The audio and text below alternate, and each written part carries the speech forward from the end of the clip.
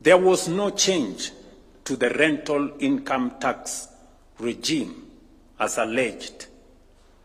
There was no proposal to introduce tax on bottled water. There is no new tax on M-Pesa or mobile money. The money you send to your family, your business, or your friends will move tomorrow as it has always done. There is no new tax on mobile phones, airtime, or data. There is no new tax on locally manufactured packaging used for essential products. The Finance Act also supports livelihoods and growth through incentives for motorcycles, electric passenger buses, electric bicycles, solar batteries, and locally assembled mobile phones, making innovation, clean energy, and opportunity more accessible to many Kenyans. To protect our sugar industry, the Act increases duty on imported sugar from Kenya shillings 7 shillings and 50 cents to 40 shillings per kilogram, safeguarding 17 operational factories, sugar factories that is in Kenya, and the livelihoods of 2 million farmers and 10 million Kenyans who depend on the sugar sector. A 6-month tax amnesty.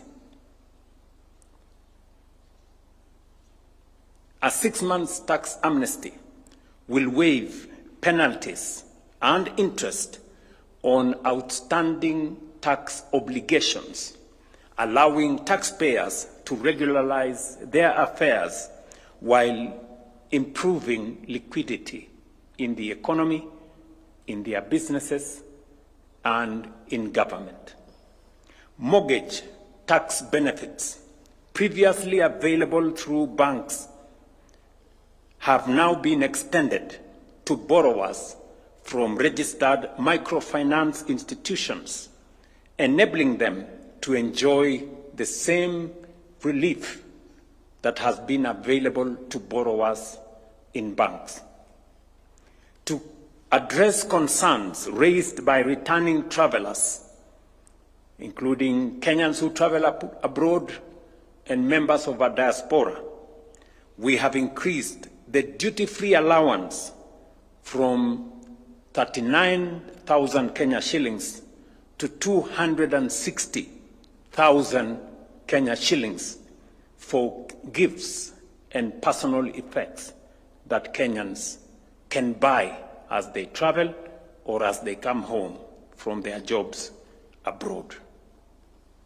To progressively reduce our debt burden, projects undertaken through public-private partnerships and our new National Infrastructure Fund will now benefit from reduced taxes, lowering delivery costs, accelerating implementation, and improving efficiency.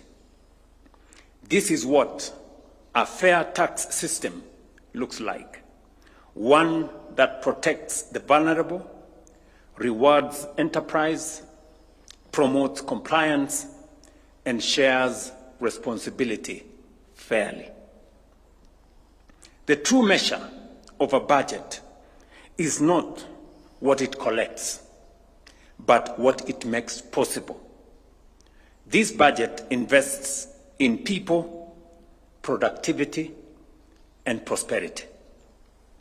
Ladies and gentlemen, education receives the largest allocation in this budget.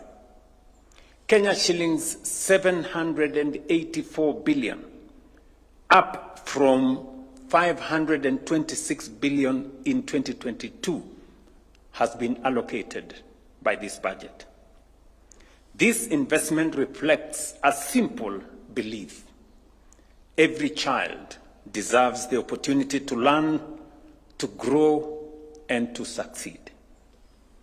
To honor our commitment to teachers on contract, 20,000 teachers will transition to permanent and pensionable term, as has been provided by this budget.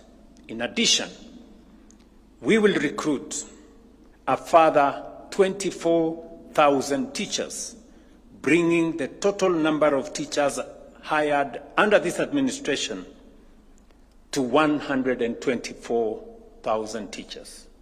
I had made a commitment of 116,000 teachers. Now, with this hiring of 24,000 teachers under this budget, we will have crossed the 116,000 into 124,000. The Higher Education Loans Board will receive 56.7 billion Kenya shillings, up from 15 billion Kenya shillings in 2022. And this is in recognition of what I have gathered as I moved throughout the country, listened to many students in our TVET and universities, that they needed additional money to fund their education. We have also allocated 40.4 billion shillings for university, KMTC, and TVET scholarships, and a further 6.6 billion to settle universities' lecturers' arrears that has been very long standing.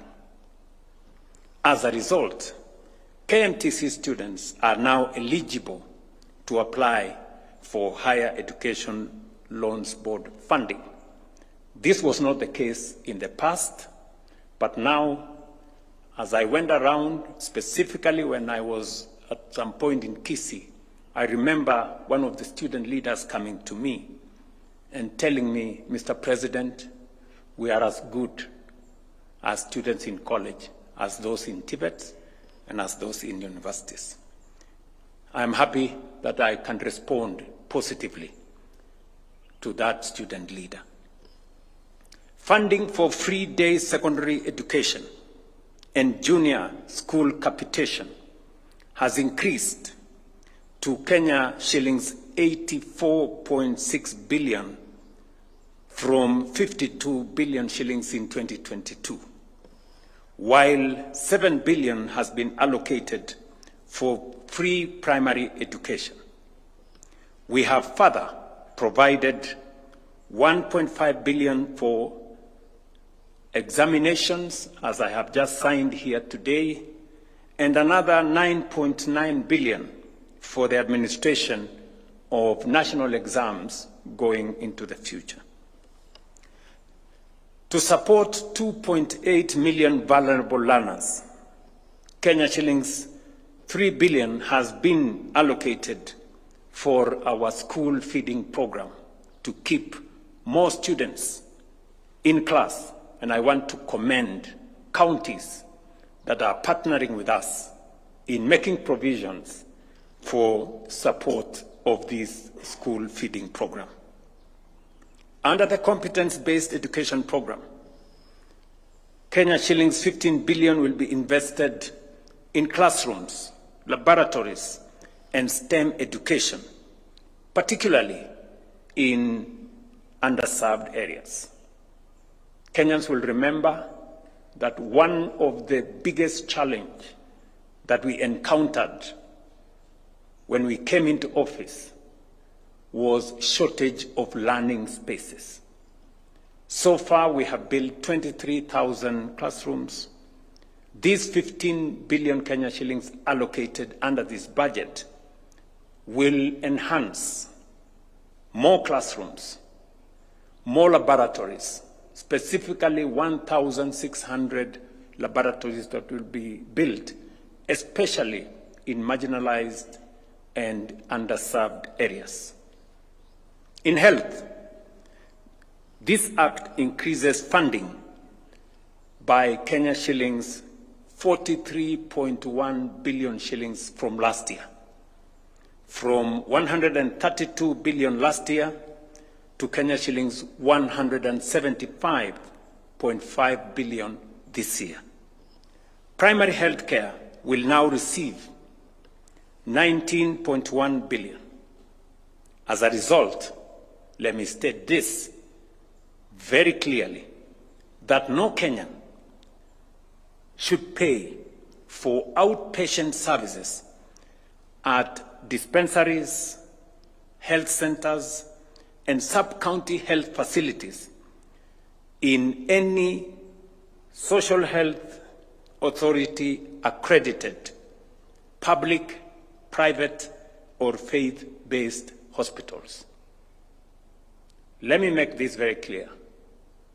We have had incidences where some hospitals around the country, public, private, faith-based, are charging citizens who go for outpatient services, yet that service has been paid for and provided by the government of Kenya.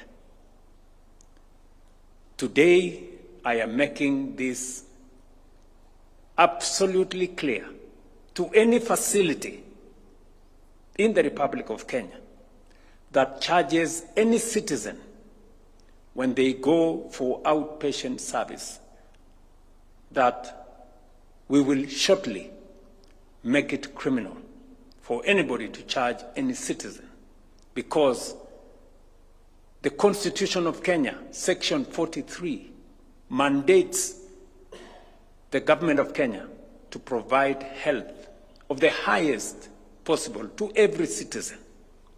And therefore, with the provision of additional resources in the manner of 19.1 billion, citizens should now be able to go, as they have done, to hospital, consultations, medicine, treatment, and walk away without having to pay.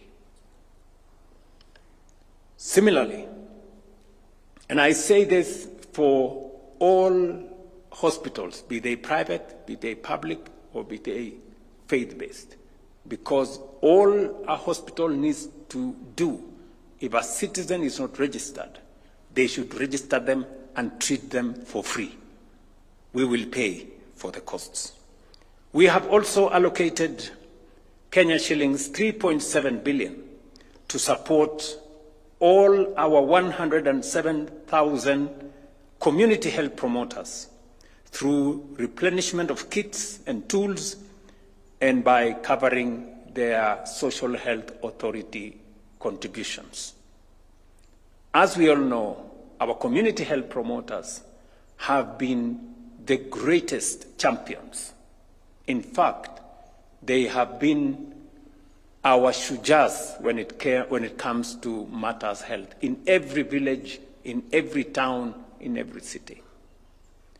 The kits they are using are now almost 2.5 years old. We are now going to renew all their kits. And because they are providing a service, the government of Kenya will partner with the counties to pay social health authority for every community health promoter. Funding for Kenya Medical Supplies Authority has increased from 5 billion to 21 billion to strengthen the supply of medicines and medical commodities.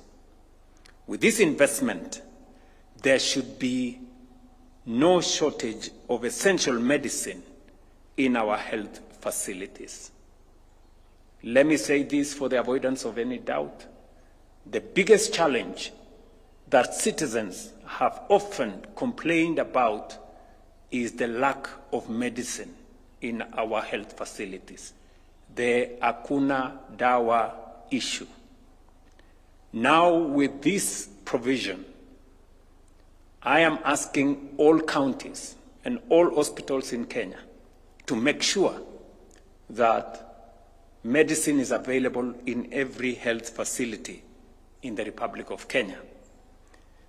I will convene a health summit within the next 1 month to ensure that we fully realize the benefits of these resources and translate them into improved services for all the people of Kenya. Ladies and gentlemen, agriculture remains the backbone of our economy and the source of livelihoods for millions of Kenyans. Funding for the sector has therefore increased to Kenya shillings 63 billion from 44 billion last year. We have set aside Kenya shillings 20 billion for seed and fertilizer subsidies, up from no funding in 2022. Already, 6.5 million farmers are benefiting. This investment will maintain fertilizer prices at Kenya shillings 2,500 per bag, 50-kilogram bag, down from 7,000 in 2022. We are equally investing.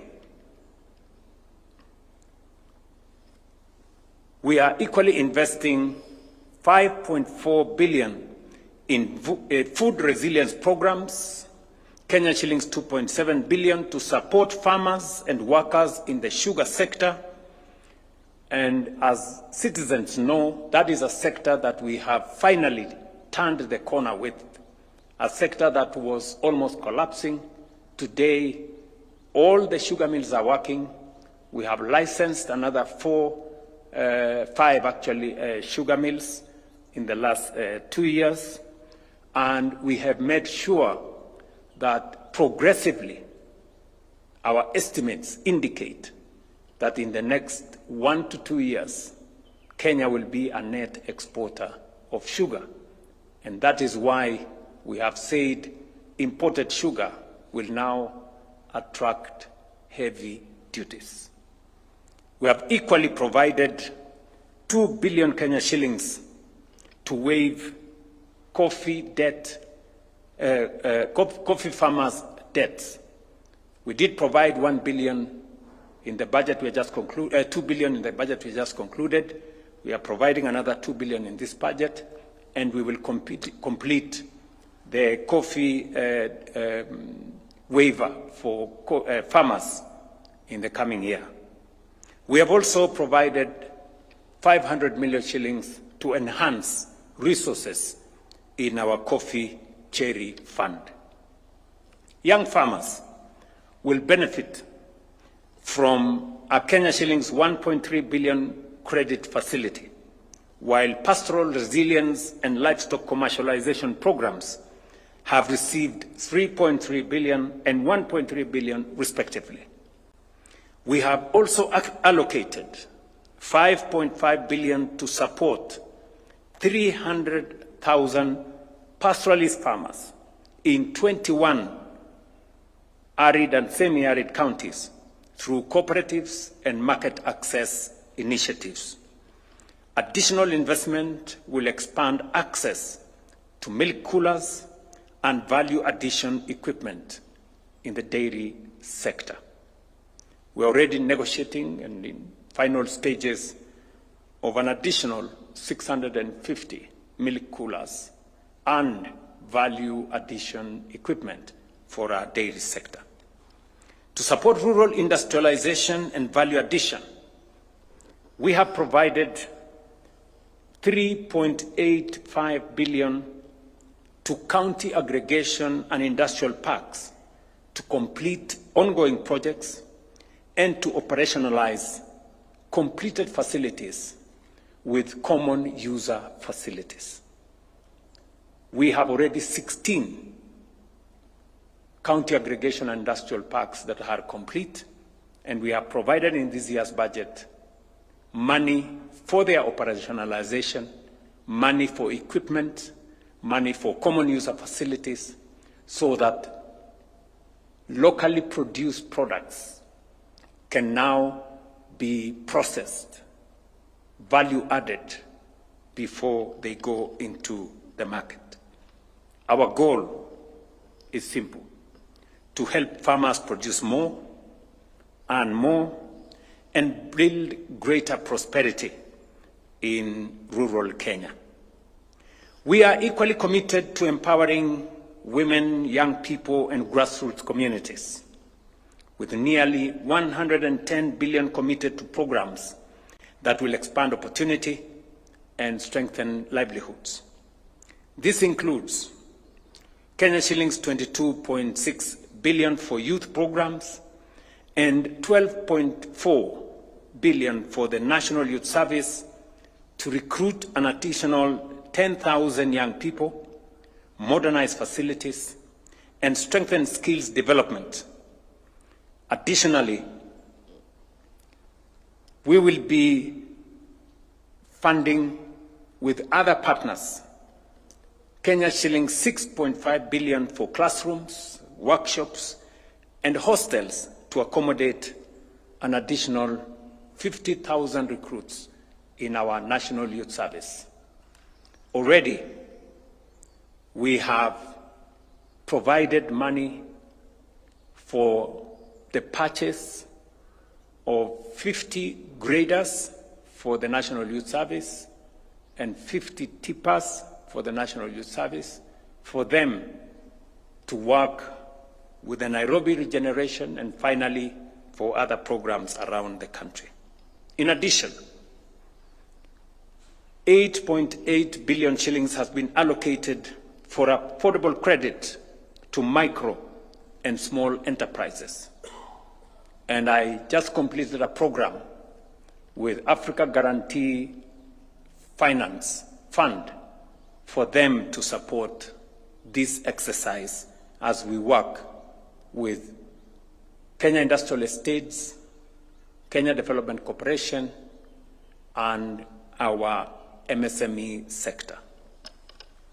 Kenya shillings 5.3 billion for the Nyota program and Kenya shillings 2 billion for paid internship is part of the resources that we have made available. We have also allocated 25 billion for cash transfer benefiting 1.2 million vulnerable households. Kenya shillings 8.9 billion for orphans and vulnerable children. Kenya shillings 4.3 billion for hunger safety net program. Kenya shillings 1.5 billion for persons living with severe disabilities. And Kenya shillings 900 million to support girls' education and dignity. To strengthen grassroots administration, public participation, and access to government services, Kenya shillings 3.9 billion has been allocated for village elders across the country. We realize this is a resource that is often available for grassroots sensitization, grassroots mobilization, creating harmony in our communities, but they have not been recognized in the past. We have now recognized the 100,000 plus village elders who will now be part and parcel of the ecosystem of government delivery. To enhance access to justice and strengthen the rule of law, funding for the judiciary has now increased from 16 billion shillings in 2022 to 30 billion shillings in this budget. Again, it is because of our commitment that funding the judiciary is not just about justice. It is also about development. And this is not a cost to the people of Kenya. It is investment in our development. Affordable housing remains a key pillar of our economic transformation. With 274,000 housing units under construction and more than 640,000 jobs supported directly and indirectly. To sustain this momentum, we have committed 138 billion to affordable housing and urban development.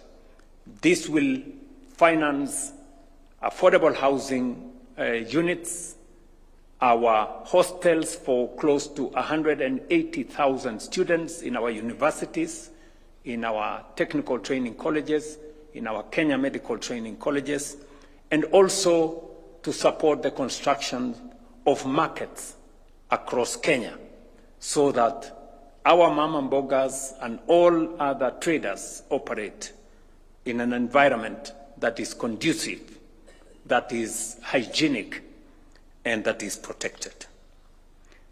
We are investing in housing, infrastructure, and energy, and the digital connectivity, because growth requires jobs, creates mobility, and also opportunity. Accordingly, 225 billion has been allocated to roads and Kenya shillings 52 billion to transport infrastructure. I did make a commitment that we are going to complete the ongoing 6,000 kilometers of roads in Kenya today. And we are working on other transport infrastructure to support logistics and mobility in our country. This includes 20.8 billion for the extension of the standard gauge railway from Naivasha to Kisumu and onwards to Malaba, and Kenya shillings 4.2 billion for the Dongo Kundu Special Economic Zone, and also an additional 3.8 billion for flood mitigation and emergency preparedness, as we are getting from the weathermen that we might be expecting an El Nino. Reliable and affordable energy remains essential to economic growth and household welfare. We have therefore allocated 34.1 billion to the sector, including 26.1 billion for rural electrification and grid expansion, Kenya shillings 3.7 billion for power generation, and Kenya shillings 3.2 billion for alternative energy technologies. To cushion Kenyans from volatility in the global fuel market, including disruptions arising from conflict in the Middle East, including in Iran, we have set aside 21.5 billion for fuel stabilization and provided seed capital for the establishment of the East African refinery as a mechanism for a long-term solution to challenges that face us in our fuel supply. To strengthen national security and improve operational readiness, 6.5 billion shillings has been allocated for modernization of equipment, transport, and motor vehicle fleet for our police and security agencies. In partnership with other agencies, we are also supporting the delivery of 10,000 housing units for officers in the National Police Service, Kenya Prison Service, and the National Youth Service. The digital economy, where many young people are finding jobs and opportunities, will receive 10.5 billion to do the following. Number one, connect 20,000 public institutions, including schools, hospitals, police stations, to fiber optic. And this will also include the ICT hubs being constructed by our members of parliament. Number two, to provide 50,000 devices for our Jitume centers and ICT hubs that have been constructed or being constructed by our members of parliament and by all other actors in this sector to promote digital commerce, digital learning, and digital jobs. Number three, to digitize 12 government departments and agencies to make government services much more accessible, much more affordable, and easy to be accessed by citizens. And number 5, to expand digital skills development and training programs. On water, sanitation, and environmental protection, we will spend 112.4 billion Kenya shillings, including funding for the completion of major projects such as Umma Dam in Kitui, Sioi Murunj Dam in West Pokot, Thwake Dam in Makueni, and Mwache Dam in Kwale. This will also include 25 other water projects that are now in the process of being advertised across the country, and we are going to give you a list of those projects. In the blue economy space, investments will include completion of a Center of Excellence in Kabonyo, Kisumu County, Namaret in Shimoni, Kwale County, the operationalization of Shimoni Fish Port in Kwale, the completion of 15 fish landing sites and markets at a cost of 1.5 billion shillings, the establishment of search and rescue center in Kisumu, the acquisition of rescue boats, both in Lake Victoria and in the Indian Ocean, and the provision of 272 fishing boats for our fishermen. This will also include a ferry service that will be made available in Likoni, one in Lake Turkana, and the other one in Lake Victoria. That money has already been provided for. To strengthen Kenya's position as a global sporting nation, 26.4 billion has been allocated to complete 39 sports stadia in Kenya, prepare for AFCON in 2027, reward our outstanding sportsmen and women who represent Kenya on the international stage, and support sports competition and tournaments nationwide. We have also allocated 14.2 billion for the completion of the Bomas Convention Center, and will work with counties to identify and develop signature tourism sites and products supported by marketing initiatives with the aim of moving our tourism arrivals to 5.2 million by 2028 and close to 1 trillion shillings in revenue, up from where we are today. This year, we reached a mark of 2.7 million tourists, and we raised close to 500 billion from the tourism sector. Taken together, these investments reflect a government focus not only on managing the present, but also on building a stronger future.